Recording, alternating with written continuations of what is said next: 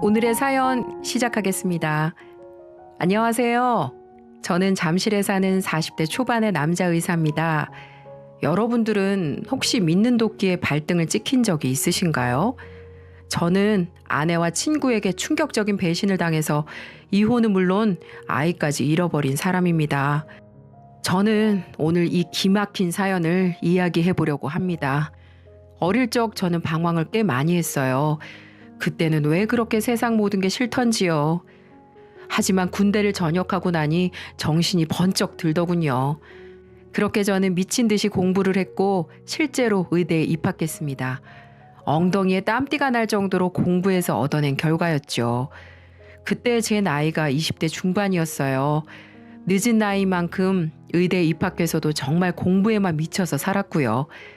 그러던 어느 날 저는 여자 하나를 만나게 됐습니다. 친구의 소개로 우연히 만나게 된 여자였죠. 처음엔 거절하려고 했어요. 남들보다 5년은 늦은 상황에서 연애를 하는 게 사치로 느껴졌으니까요. 하지만 친구는 완강하더군요. 아, 진짜 내 말 믿고 한 번만 만나보라니까. 그러면 너 나한테 평생 감사하게 될걸? 진짜야. 그러니까 그냥 바람 쐰다는 생각으로 나가봐. 도대체 이놈이 왜 이러나 싶었지만 오죽하면 이렇게 말할까 싶어 저는 아까운 시간을 쪼개 소개팅에 나갔답니다. 그런데 이게 웬걸? 저는 살면서 본 여자 중에 가장 아름다운 여자를 만나게 됐답니다. 저보다 5살 연하인 그녀는 성품마저 고왔어요. 절대로 놓치면 안 된다는 생각에 적극적으로 구애했고 저는 그녀와 사귀게 되었답니다.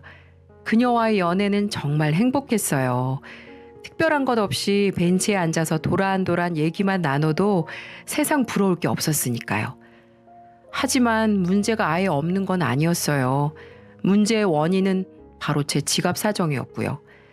저는 늦깎이로 대학생이 되었기 때문에 돈이 없었거든요.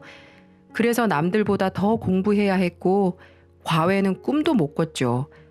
자연스럽게 저는 가난하게 살아야 했고 데이트 비용을 부담할 수도 없었어요. 궁핍한 저를 위해 아내는 대부분의 데이트 비용을 부담해 주더군요. 심지어 어떤 날에는 텅 빈 제 지갑에 돈을 넣어주기도 했고요. 너무 미안하기도 하고 고마웠답니다.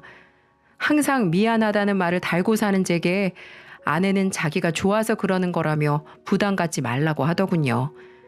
저는 천사 같은 성품을 가진 아내에게 이렇게 말했습니다. 자기야, 정말 고마워. 내가 지금은 비록 가난한 대학생이지만 열심히 공부해서 꼭 성공한 의사가 될게. 그리고 자기한테 빚진 거 몇 배로 다 갚을 거야. 그때까지 조금만 기다려줘. 저는 그녀에게 미안한 만큼 더 열심히 공부했습니다. 그녀는 그런 저를 믿으며 열심히 뒷바라지 해주었죠. 그렇게 10년의 시간이 흐른 후 저는 어느 정도 경제적 여유를 찾게 되었어요. 여기까지 오는 동안 아내는 군말 없이 저를 뒷바라지 해주더군요. 직장에서 월급을 받는 족족 송금할 정도로 저를 지원해 주었고요. 물론 저희의 사랑도 여전히 뜨거웠답니다. 저와 그녀는 시간이 날 때마다 만나서 관계를 가질 정도로 서로를 사랑했거든요. 그 끈끈함은 어떤 연인과 비교해도 부족하지 않을 정도였어요. 그러던 어느 날 밤 밝기만 한 아내가 심각한 목소리로 만나자고 하더군요. 저는 아내가 말한 공원으로 갔습니다. 그녀는 한참이나 말이 없더니 조용히 무언가를 꺼내 저에게 건네더군요. 그건 바로 임신 테스트기로 의사인 제가 모를 수 없는 물건이었죠. 오빠, 나 임신했어. 잘못 나온 건 줄 알고 몇 번이나 테스트 해봤는데 틀림없는 임신이야. 나 어떡하지? 아내는 난처한 표정을 짓더군요. 결혼도 하지 않은 여자가 덜컥 임신부터 했으니 얼마나 막막했겠어요. 저는 그녀의 짐을 덜어주고 싶었습니다. 젊은 시절에 전부를 제게 바친 그녀가 괴로워하는 모습을 더 이상 보고 싶지 않았던 거죠. 자기야, 우리 결혼하자. 약간 당황하는 그녀에게 저는 언젠가 결혼할 생각이지 않았냐며 아이가 생긴 것을 축복으로 받아들이자고 했어요. 고민하던 그녀는 저의 제안에 승낙했답니다. 이후의 일은 일사천리로 진행됐어요. 오랜 연애 기간 탓에 양가 부모님들은 저희를 좋게 보고 계셨고 아이가 생겼다는 말에도 그렇게 놀라지 않으시더군요. 그저 일어나야 할 일이 일어났구나 하시는 정도였어요. 그렇게 저희는 결혼에 꼴이 나게 되었습니다. 사랑하는 아들도 출산했고요. 정말 행복했어요. 늦깎이 대학생에서 의사가 되었고 사랑하는 사람과 이렇게 결실까지 맺게 됐으니까요. 그때 저는 정말 세상 부러울 게 없었답니다. 하지만 문제는 결혼 후 1년 정도 지난 시점에 발생했어요. 아이가 저와 하나도 닮지 않았다는 사실을 깨달았기 때문이었죠. 처음에는 크고 나면 내 얼굴 나오겠지 하고 지나쳤는데 시간이 지나면 지날수록 의아함이 커지더군요. 저와 닮은 구석이 단 한 군데도 없었으니까요. 만약 저 혼자만 이렇게 생각했다면 그냥 넘어갔을 겁니다. 하지만 저희 집에 놀러와서 아들을 구경하는 친구들마저 비슷한 얘기를 하더군요. 야, 범진아, 애기가 어떻게 너랑 하나도 안 닮았냐? 완전히 재수 씨 얼굴만 빼다 박았는데? 다행인 거지 뭐. 범진이 얘 닮았어 봐라. 애기 인생이 얼마나 힘들었겠냐. 이렇게 아름다운 재수 씨 닮아서 다행인 거지. 당연히 친구들은 농담으로 하는 얘기였어요. 남자들끼리는 그런 이야기들을 흔하게 하니까요. 하지만 저는 웃을 수 없더군요. 남들도 비슷하게 느끼는 건가 하고 미심쩍음만 더 커졌으니까요. 문제는 5세가 되어 유치원에 갈 나이가 되자 더 커졌답니다. 아무리 긍정적으로 보려고 해도 아이는 저와 닮은 구석이 하나도 없었거든요. 일반인이라면 그냥 넘어갔을지도 모르겠지만 의사인 저로서는 도저히 그냥 넘어갈 수가 없더군요. 그래서 저는 친자 확인을 하기로 결정했습니다. 물론 아내에겐 비밀이었고요. 제 아이라는 것을 의심한다는 건 아내가 외도했다는 것을 의심하게 되는 거고, 그랬다간 끈끈한 부부 금술이 완전히 박살날 수도 있는 일이니까요. 아무튼 저는 제 머리카락과 아이의 머리카락을 뽑아 유전자 검사에 들어갔답니다. 피말리는 하루가 지났어요. 저는 제발 제 아이가 맞기를 기도했습니다. 그저 괜한 의심이었길 간절히 바랬고요. 하지만 이게 웬걸? 확인한 서류에는 친자가 아닐 확률이 99.999%라고 뜨더군요. 하늘이 무너지는 듯한 심정이었습니다. 실제로 다리가 풀린 저는 잠시 동안 걷지를 못하겠더라고요. 5년 동안 키운 아이가 친자식이 아닌 것으로 밝혀졌으니까요. 그렇다면 아내가 제가 아닌 다른 사람과 관계를 가졌다는 건데 그것도 믿기가 힘들더군요. 저에게 그렇게 헌신적이었던 아내가 그럴 리가 없었으니까요. 솔직히 다 부정하고만 싶었습니다. 사실을 인정하면 너무 아플 테니까요. 하지만 저는 모든 사실을 까발리기로 결정했답니다. 다른 남자와 노란한 여자, 그리고 제 씨도 아닌 아이와 더 이상 함께 살 수는 없을 테니까요. 집으로 돌아가니 아내가 맛있는 저녁 식사를 차려두었더군요. 아내는 얼른 먹자고 말했지만 저는 손가락 하나 까딱하지 않았어요. 밥을 먹을 기분이 아니었죠. 저는 아내를 바라보며 말했답니다. 당신, 나한테 뭐 숨기는 거 있으면 지금이라도 말해. 만약 지금이라도 솔직하게 말하고 용서 구하면 나 역시 모든 걸 묻고 봉사하는 심정으로 조용히 살 테니까. 사랑하는 아내의 얼굴을 보니 마음이 약해졌고 저는 아내에게 한 번의 기회를 주기로 했어요. 그래서 솔직히 다 털어놓으라고 말했죠. 만약 아내가 용서를 구하고 평생 죄인의 심정으로 살아간다면 저는 모든 것을 묻을 생각도 있었거든요. 당신 지금 무슨 말 하는 거야? 숨기는 거라니. 내가 당신한테 숨기는 게 어딨어. 또 지금까지 당신이랑 떨어진 적이 한 번도 없었는데 갑자기 왜 생사람 잡고 난리야? 하지만 아내는 제 생각대로 하지 않더군요. 오히려 저를 생사람 잡는 나쁜 사람으로 몰아가게 이르렀죠. 참아왔던 분노가 폭탄처럼 뻥 하고 터졌습니다. 저는 음식들이 소담스럽게 차려진 식탁을 엎었습니다. 아내가 정성을 담아 차린 식사가 엉망이 되고 식기들이 깨지면서 요란한 소리를 냈어요. 하지만 제게 있어서 그런 건 눈에 들어오지도 않았습니다. 이 뻔뻔하기는 생사람? 혼자 더러운 짓거리 다 저질러 놓고 생사람? 야, 이 여편네야. 네 눈으로 똑똑히 봐. 네가 어떤 짓거리를 저질렀는지 똑바로 눈으로 보라고. 저는 그렇게 말하고 서류를 내밀었어요. 그때까지만 해도 아내는 영문을 모르는 눈치였습니다. 그저 제가 왜 식탁을 엎는지에 대해 놀랄 뿐이었고요. 하지만 서류의 내용을 천천히 읽어내려가면서 아내의 낯빛이 차츰 변하기 시작하더라고요. 저는 그 얼굴을 보고 아내의 불륜을 한 번 더 확신했어요. 만약 서류가 터무니없는 거라면 그녀는 곧장 부정을 했을 테니까요. 누구야? 대체 어떤 놈이랑 붙어 먹은 거야? 말해. 당장 말하라고. 저는 길길이 날뛰며 아내에게 폭언을 가했습니다. 실제로 아내와 붙어먹은 놈 찾아가 죽이고 싶은 심정이었고요. 상황을 파악한 아내가 무릎을 꿇더군요. 찌개 국물이 옷에 스며들었지만 그녀는 신경도 쓰지 않았답니다. 미안해 여보. 정말 이럴 줄은 몰랐어. 정말 미안해. 한 번만 용서해줘. 아내는 손이 발이 되도록 싹싹 빌더군요. 하지만 머리끝까지 치솟은 화를 식힐 수는 없었어요. 미안해? 미안한 줄은 알아? 그런 사람이 나를 깜쪽같이 속이고 다른 놈이랑 붙어 먹었어? 왜? 조용히 넘어가면 내가 바보처럼 속아 넘어갈 줄 알았니? 됐고, 얘 애비가 누구야? 대체 제 애비가 누구냐고? 저는 제게 비는 아내에게 계속해서 윽박질렀어요. 아니, 이제 아내도 아니었죠.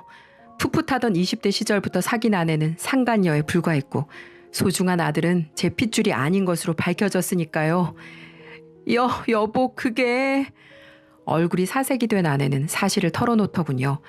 증거가 없다면 모를까 친자 불일치 서류가 이렇게 눈앞에 떡하니 있는데 거짓말을 할 수는 없었겠죠. 그렇게 저는 아내가 하는 기막힌 얘기를 들었답니다. 그리고 거대한 충격에 빠지고 말았네요. 왜냐하면 바람의 대상은 다름 아닌 제 고등학교 동창이었거든요. 연애하던 시절 저는 가장 친한 친구들에게 아내를 소개해 주었거든요. 언젠가 결혼할 거라고 생각했기에 미리 눈도장을 찍어둘 생각이었죠.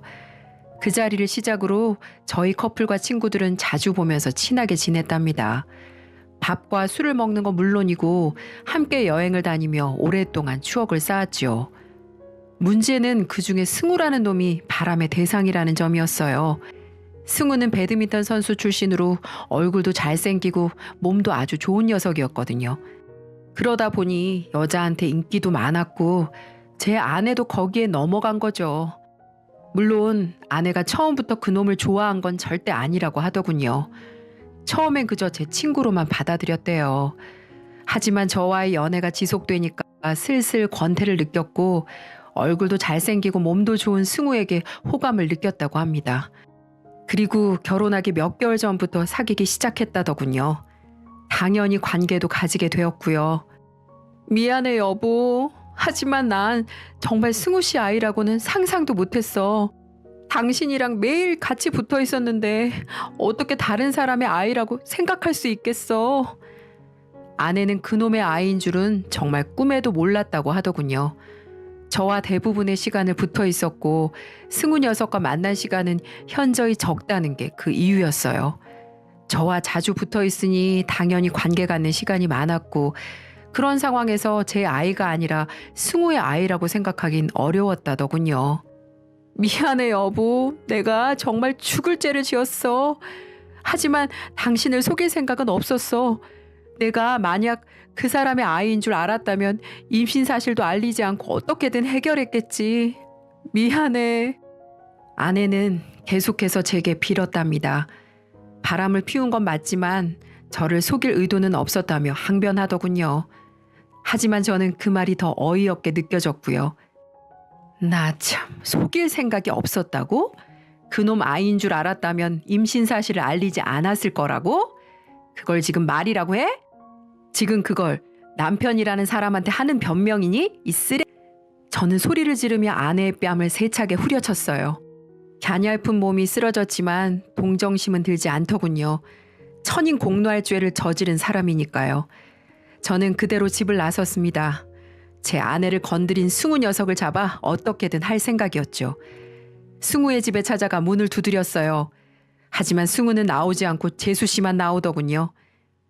어머, 범진 씨, 이 밤중에 무슨 일이세요? 혹시 저희 남편 만나러 오셨어요? 어떡하죠? 남편 오늘 야근하느라고 자정이나 돼야 집에 온다던데. 승우는 집에 없었습니다. 하필 오늘따라 늦게까지 야근을 하더군요. 집에 들어가서 기다릴까 하다가 다음에 오겠다고 말하며 발걸음을 돌렸습니다. 그리고 가까운 모텔로 향했어요. 더러운 아내와 제 핏줄도 아닌 아들의 곁에 한시도 있긴 싫었거든요. 정말 별의별 생각이 다 들더군요. 일단 승우에 대한 배신감 탓에 치가 떨렸어요. 배드민턴을 관두고 건드는 사업마다 족족 망해서 금전적으로 도움을 주곤 했었는데 어떻게 나한테 이럴 수 있나 싶었죠. 현모양처인 줄 알았던 아내가 불륜녀라는 건 뭐 말할 필요도 없었고요.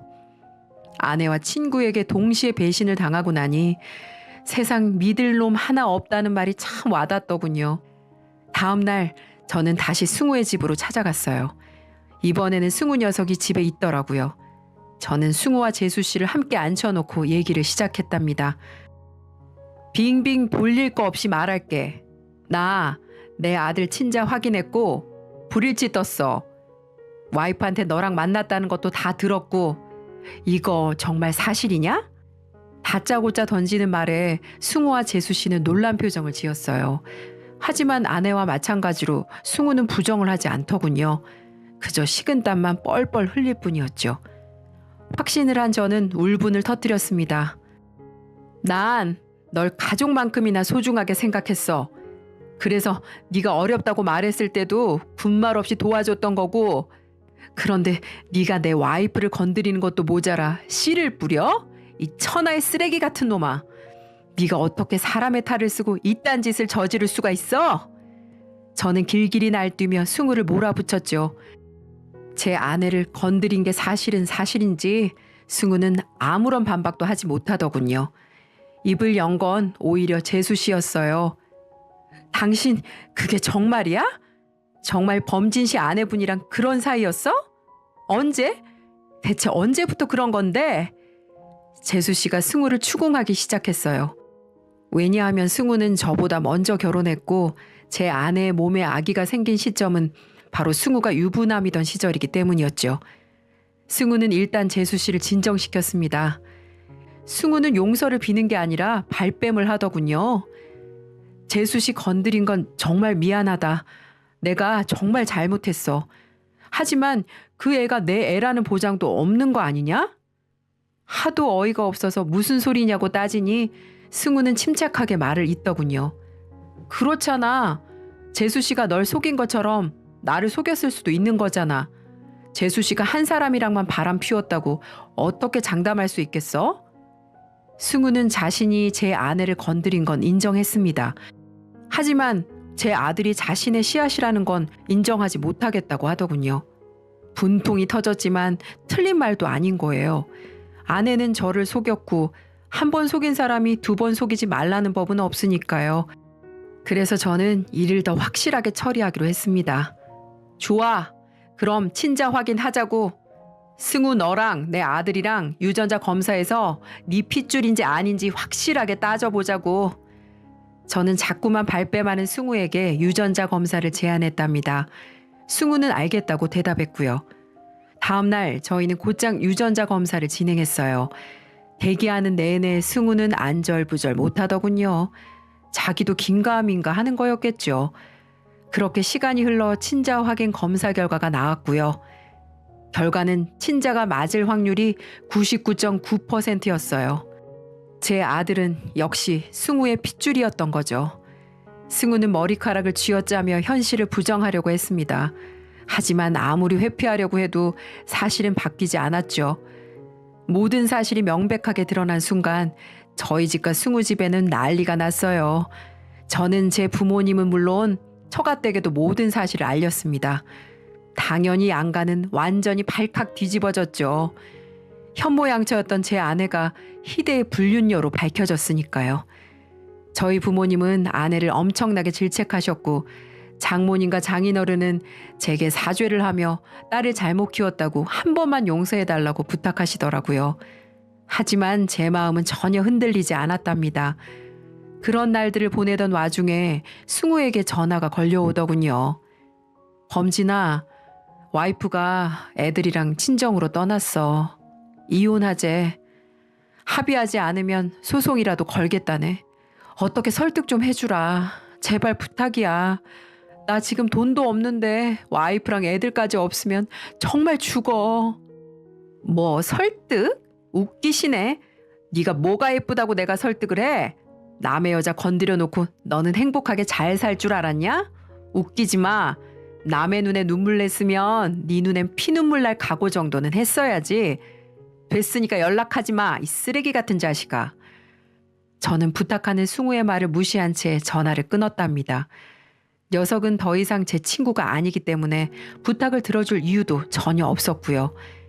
그렇게 저와 아내는 이혼했습니다. 아내는 제게 끝까지 용서를 빌었지만 저는 그녀를 용서하는 대신 철저하게 복수했어요. 일단 저는 이혼 소송과 동시에 위자료 청구 소송을 걸었죠. 거기에 혼인 무효 신청도 했고요. 결혼한 지 시간이 꽤 지났지만 친자가 아니기에 혼인 무효 신청이 가능했어요. 제 자식이 아니라서 당연히 양육비를 지급할 의무도 없었고요. 그 과정에서 아내는 엄청나게 괴로워했습니다. 하지만 일말의 동정심도 느껴지지 않더군요. 오히려 더욱 매몰차게 굴었죠. 제가 겪었던 아픔의 몇 배를 돌려주고 싶었으니까요. 그렇게 저는 재산 분할은커녕 위자료에 대한 부담만 준 채 아내를 제 집에서 내쫓았습니다. 그렇게 아내와의 인연은 끝이 났죠. 제 긴 사연은 여기까지입니다. 지금 이 사연 들으시는 분들도 저와 같이 바보 같은 일은 절대 겪지 마세요. 현명한 인생 사시기 바랍니다. 지금까지 제 이야기 들어주셔서 감사합니다.